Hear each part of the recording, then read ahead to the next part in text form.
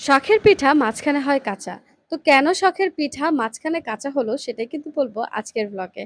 Hello everyone, আসসালামু আলাইকুম। সবাইকে আমার নতুন ভিডিওতে স্বাগতম। এই তো হলুদের দিন সকালবেলায় ঘুম থেকে উঠে পড়লাম একটু সকাল সকালই। তারপর চারপাশের প্রকৃতিটা একটু এনজয় করছিলাম এবং নিজেও হচ্ছে একটু ফ্রেশ হয়ে নিয়েছি।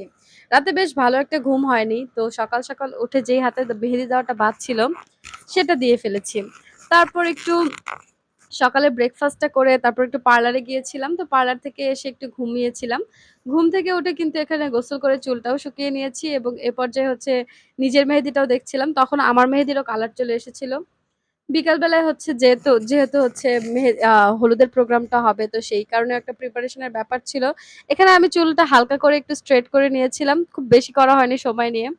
তো বিকাল বেলায় লাঞ্চের পরে এখানে কিন্তু আমি হচ্ছে পায়েসের মধ্যে ডালিম দিয়ে নাম লিখছিলাম। আচ্ছা, আপনাদের বাসায় হলুদের অনুষ্ঠানে আপনারাও কি এভাবে ডালিম দিয়ে নাম লেখেন?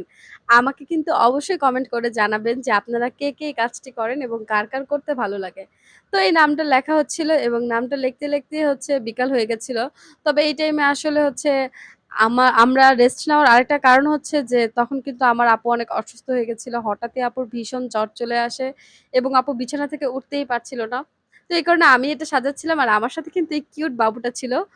তারপর এখানে হচ্ছে বারান্দায় চলে এসেছিলাম এবং বারান্দায় এত সুন্দর ৩ টা পাখি ছিল। সবাই কিন্তু মাশাআল্লাহ বলতে ভুলবেন না। এবং আপনারা কি জানেন এই পাখিটার নাম কি? জানলে কিন্তু কমেন্ট করে জানাতে ভুলবেন না। তো যাই হোক, আপুর জ্বর একটু কমার পর সন্ধ্যাবেলায় আমরা চলে গিয়েছিলাম পার্লারে।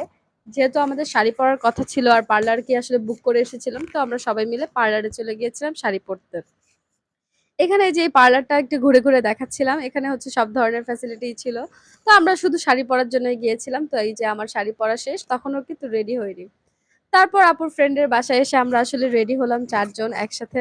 এই টাইমে আপুর কিন্তু খুবই জ্বর। আপু ৫ তলায় উঠে খুবই অসুস্থ হয়ে গেছিল। তো আপুকে একটু মাথায় পানি দেওয়ার পর ঠিক হয়েছে। তারপর ব্রাইডদের বাসায় চলে গেলাম। তো তখন এই যে আমাদের সবাইকে কিন্তু আপু ফুল গিফট করেছিল। আমরা ফুল পড়েছি। তারপরে এই যে দেখেন সবাই আমরা সেইম কালার শাড়ি পরেছিলাম। এটা কিন্তু খুব ভালো ছিল। কিন্তু তখনও আপু আসলে এত অসুস্থ ছিল, মুভি করতে পারছিল না। তারপর আমরা ঘরে এসে একটু বসেছিলাম। তো এই মোমেন্টে আমি নিজের একটু হচ্ছে হালকা পাতলা ভিডিও করছিলাম। কারণ হচ্ছে ছবিও তোলা হয়নি। আসলে আপু এতটাই অসুস্থ ছিল যে আমাদের বাহিরেও যাওয়া হয়নি আর ছবিও তোলা হয়নি। তারপর এই যে দেখুন মজার একটা বিফ বিরিয়ানি। এটা কিন্তু আমরা সবাই খেয়েছিলাম। হলুদের বিফ বিরিয়ানি রান্না করা হয়েছিল। যেহেতু আপু অসুস্থ ছিল তো আন্টি বলল যে হচ্ছে ওষুধ খেয়ে নিতে। তো আমরা এই খুব মজা করে এই বিরিয়ানিটা খেলাম। যদিও আপু খেতে পারেনি বেশি।